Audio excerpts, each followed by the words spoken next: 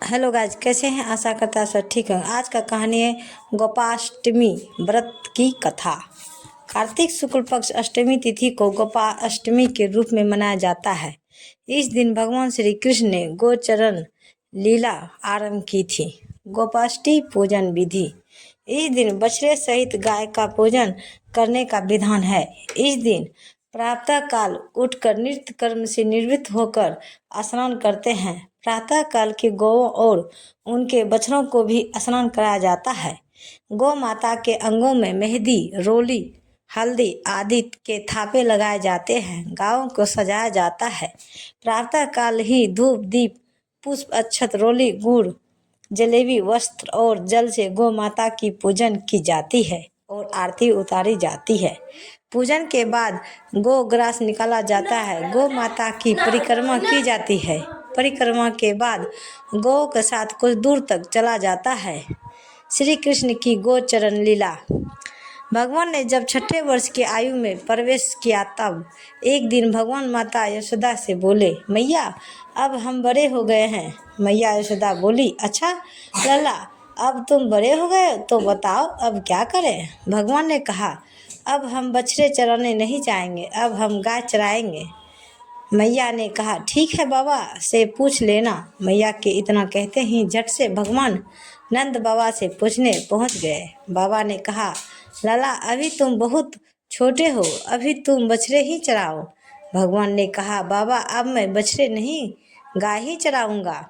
जब भगवान नहीं माने तब बाबा बोले, ठीक है लाल, तुम पंडित जी को बुला लाओ, वह गोचारण का मुहूर्त देखकर बता देंगे। बाबा की बात सुनकर भगवान झट से पंडित जी के पास पहुँचे और बोले, पंडित जी आपको बाबा ने बुलाया है, गोचारण का मुहूर्त देखना है। आप आज ही का मुहूर्त बता देना, मैं आपको बहुत सारा माखन दूंगा।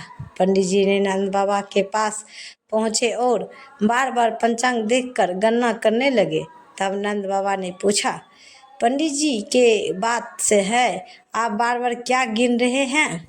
पंडित जी ने बोले, क्या बताएं नंद बाबा जी, केवल आज का ही मुहूर्त निकल रहा है, इसके बाद तो 1 वर्ष तक कोई मुहूर्त नहीं है।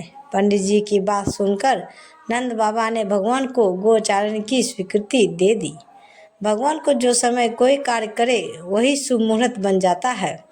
उसी दिन भगवान ने गोचारण आरंभ किया और वह शुभ तिथि थी कार्तिक मास में शुक्ल पक्ष अष्टमी। भगवान के गोचारण आरंभ करने के कारण यह तिथि गोपाष्टमी कहलाई। माता यशोदा ने अपने लल्ला के श्रृंगार किया और जैसे ही पैरों में जूतियों पहनाने लगी तो लल्ला ने मना कर दिया और बोले, मिथ्या मैया, यदि मेरी गो जूतियों नहीं पहनती तो मैं कैसे पहन सकता हूँ? यदि पहना सकती हो तो उन सभी को भी जूतियाँ पहना दो। और भगवान जब तक वृंदावन में रहे, भगवान ने कभी पैरों में जूतियाँ नहीं पहनी। आगे आगे गए और उनके पीछे बांसुरी बजाते भगवान, उनके पीछे बलराम और श्री कृष्ण के यश का गान करते हुए ग्वाला गोपाला इस प्रकार से विहार करते हुए भगवान ने उस वन में प्रवेश किया। तब से भगवान की गोचारण लीला का आरंभ हुआ। जब भगवान गोए चुराते हुए वृंदावन जाते तब उनके चरणों से वृंदावन की भूमि अत्यंत पावन हो जाती।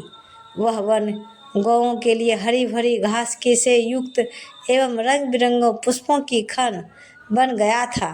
प्रेम से बोलिए जय श्री कृष्ण। तो आपको मेरा वीडियो कैसा लगा? तो ऐसे ही वीडियो देखने